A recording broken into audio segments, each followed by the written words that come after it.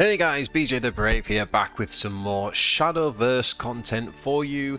And guys, I just want to start by saying a massive thank you to everybody for supporting the channel.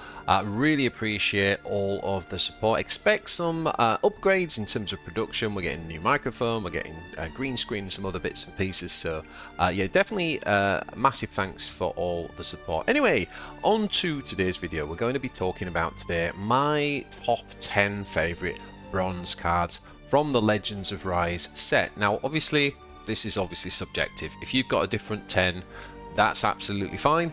And let me know in the comments where you think I missed one, for example, or how your top 3 might differ from mine. All right, so let's dive on in. So in 10th place, I'm actually going to put Featherfall. This, I think, is a card that is growing on me. I wasn't using it at first, but I'm actually starting to realize that it's pretty powerful because, like, I mean, it's not cheap. It does cost 6, but it is an AoE, so we're getting 3 damage to all followers. But then the thing is that the Holy Falcon summon is quite cheeky, right? Because what that basically means is that not only does this clear the board, but it can give you 5 reach as well, right? Because with a super evolve on the Holy Falcon, suddenly you just get this 5 damage to face out of nowhere. So it's quite flexible. Of course, you can do a similar thing to use it as removal. So you could do, for example, 3 AoE to small minions on the board, and then the one big one, the Falcon, kind of finishes it off with the 5 damage. If you super evolve it, the 5 damage and then goes over the top for 1.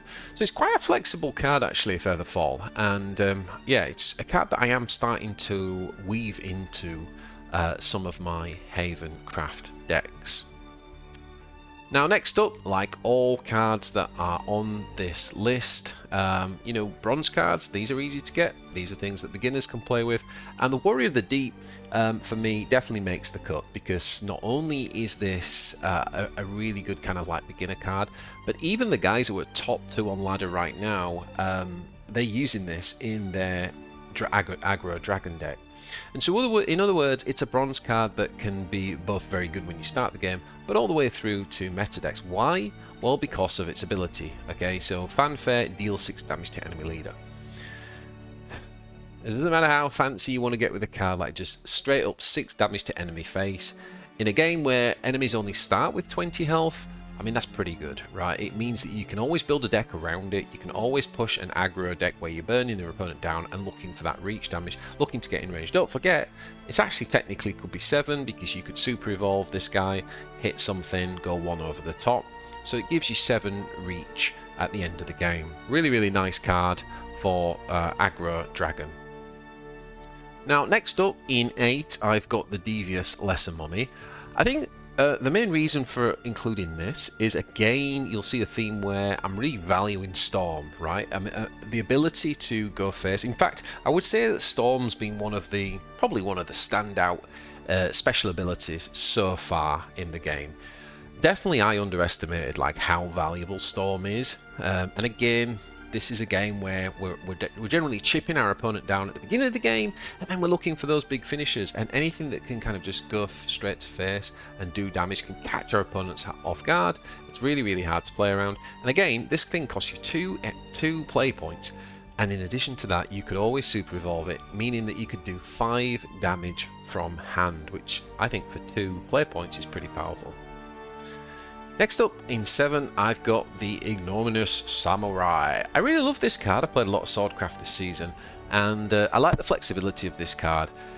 In the early game, it's really important to look for those 2 attack early minions to be able to keep up and trade the board and not get behind, especially in a class like Swordcraft where there's very little heal. However, what I always look for from the early units is how do they scale into the late game. Some 2-drops are very good in the early game, but they scale poorly. But the Samurai scales amazingly well. In fact, you almost hope that you get to play this in the late game, right? The amount of times where this guy's come on and killed like a Masterwork 10-drop or a Cure, it just pick your poison, right? Bane will get rid of anything, even the units that have got barrier. And so therefore the Samurai is just a really, really cheap auto removal into the late game. So always good in the game, really, regardless of the situation. And in 6, more Swordcraft for you. I've actually got the Hound of War. Now again, this is a card where perhaps at the start of building some decks, it kind of passed by me a little bit. I kind of went under the radar. But what I realised is that, you know, Rush is a very strong ability. I came from a game called Warpforged. We used to have an ability called Flank. And we kind of learned quite quickly that anything with Flank was really powerful. Basically the ability to charge and do damage from hand, right, the turn you come on. And that's exactly what Rush is in this game. And so I'm starting to, you know, look at those cards a little bit differently. But I think what pushes this one over the edge is the enhance ability, right? If we've got 6 player points, we can actually summon 3 copies of the Hounds of War. That's essentially 12 attack, 6 health worth of damage that can attack on the turn that you play it. I mean, I don't know what else you want from 6. I think it's pretty powerful. And very flexible too, right? You can put the 3 hounds into 1 giant unit, you can clear 1 unit off and leave some tempo up on board. There's lots of different ways that you can kind of use it. So I think the Hounds of War is a very good bronze card, and definitely deserves its spot on this list. Let me know in the comments, and again, hit that thumbs up below if you're enjoying this content. Next up, we've got the Fay Twinkletoes. Now, in Forestcraft, we've obviously got a shed load of fairies, and fairies are great. They've got rush, they come on, but the problem is they've only got 1 attack, and this is why I think Twinkletoes is such an important bronze card in all of the meta forest decks, right? Because you can go wide, and you can turn that go wide board into something that's much more potent, right? If you can give 3 or 4 of the fairies +1, essentially doubling the damage output, that gives you way more ability to trade a board against something big. And also, after you've played your legendary drop, giving the Fairy Storm, then the Fay Twinkletoes actually gives you more reach because you can obviously boost those fairies and they can go face immediately. So I think another really flexible card, whether it's in the late game as a kind of almost like a cheap roach alternative, or in the early game to just help you to trade the board. Fay Twinkletoes is very good, and not to mention there's plenty of other tech in the deck that can allow you to bounce units, and I think Fay Twinkletoes is a nice one to bounce at times to make sure that you can really abuse that fantastic fanfare ability. Okay, in number 4, I have got the Indomitable Fighter. Another card, a neutral card.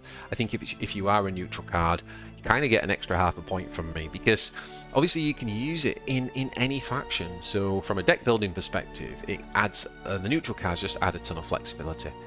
And again, the importance of having a 2/2 on 2 is not to be underestimated. It can trade with any other 2-drop really, or 1-drop in the game, and so yeah, 2/2 for 2 is good.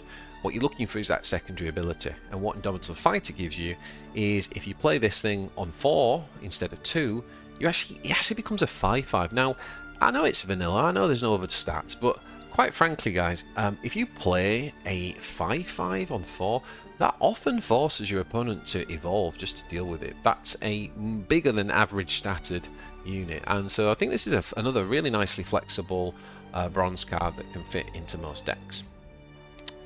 And speaking of neutral cards, we have Leah, ding dong, Bellringer Angel, Ward, and 2 health, and last words, draw a card. If you choose to evolve her, she becomes obviously a 2/4, and again draw a card again, so you can actually turn her into a draw engine and draw 2. What's really good with Bellringer is, you know, in the early game it's not hard once you hit sort of 5 player points, for example, to be able to evolve and take out 2 or 3 units and come back on board. And so the fact that Leah doesn't have any ability to trade is actually less important. What does matter at turn 2 is that your opponent's not chipping away damage on face so that they can enable their reach late game combos.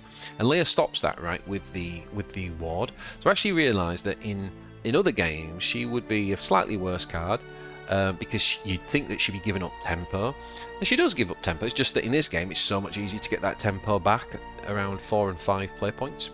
So yeah, I think overall Leah's just a really solid 2-drop. You know, you get to stall your opponent, and you get to cycle through your deck and find the good cards that you played into. So I think she's an absolutely excellent card, and we see her already in so many of the meta decks. In second place, I have gone for Stormy Blast of the Runecraft. Yeah, a specific Runecraft card, but it's a very powerful one. I mean, on spell boost, you basically... It deals 2 damage, right? For 1, that's pretty good. Just usually can clear an early minion. But the real key here is that one of the meta decks is obviously playing spell boost. Every time we cast a spell, and this is in hand, it just increases its damage by 1. And that's why I think this card's got to be high in this list, right? Because what else can you do in this game where you can spend 1 play point that could, in theory, remove something that has 17 health, right? And believe me, playing Runecraft, there are games where that happens. So just that auto removal for 1 cost, okay, yes, you've got to invest, you've got to build it up. But by the time you really want to play, remove something big, it's going to be later game anyway. So I just think this card is just very flexible. You can play it on sort of like turn 2, turn 3, just to kind of get rid of those early minions. Or equally, you can save it as a very cheap removal. Not to mention that in addition of removing something for 1 play point, you're also then spell boosting the rest of your deck, because of course it is a spell. So it's just an all-round absolute stud of a card, and it's a bronze. I mean, wow, you can have 3 of these pretty much in any starter deck. Yeah, knock yourself out. It's a great card.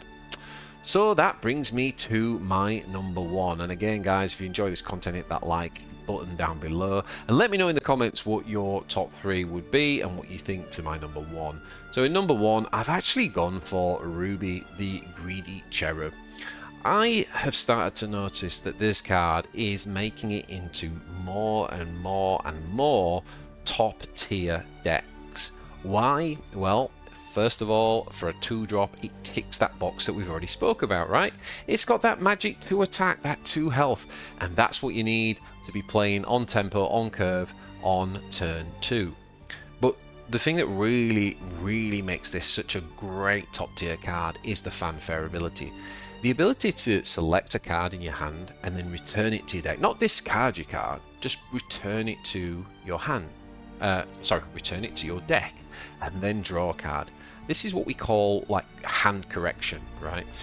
Where it enables you to, this type of card enables you to mulligan more aggressively for something that you're looking for, because if you get a really bad hand, running rubies in your deck can allow you to kind of course correct that hand. And it just works so well in different stages. Maybe you've got, for example, 2 8-drops in your hand and you really need to fight for board. So you play this on 2 and you get rid of one of those 8-drops and you're looking for some early curve units. Similarly, it can work the other way, right? Maybe you're getting into the mid game or early late game and you've got some useless 2-drop in hand that kind of like it's missed its use, really. It's missed its time. Well, Ruby can go ahead and just get rid of that card and start to dig for your late game finishes. But I think the thing that really just goes one step even further with Ruby is where you can essentially use it to build value. What do I mean by that? So let's take Forestcraft, for example. Just about every card that Forestcraft play helps them generate these 1/1 token fairies. We've got similar things in other regions. Obviously, Abyss can generate tokens, Portal can generate tokens, etc, etc. Well, you generate those tokens and then Ruby gets rid of a token, puts it back into your hand and draws you a real full value card. Usually those full value cards allow you to draw more, summon or create more tokens. So essentially what you're doing there is you're kind of getting a card, like a full card, for free. And I think that is a super powerful ability. So Ruby is just an all-round stud. Especially if you're new to the game, it really wouldn't ever be that big a mistake to just run 3 copies of Ruby in every deck you run, quite frankly. It's a neutral card, it's a bronze card, so you're going to have a set of 3. And yeah, it's just an all-round awesome card, right? If this was a silver card or even a gold card, you'd be still wanting to run 3 of them. So yeah, really good. Most of the decks that I see at the sort of top tier decks, quite frequently they'll run 2 to 3 copies of this, and Yeah, it is fantastic. So there you have it, guys. That is my top 10 bronze cards in the Legends Rise expansion. I will be doing something similar for the silver cards and the gold cards, so let me know which one you want me to do next. And I'm really keen to hear what your top 3 or top 5 lists would be in the comments down below. If you enjoyed this, guys, give it a thumbs up and check out this video next. Thanks for all the support. I'll see you guys in the next one. Take care.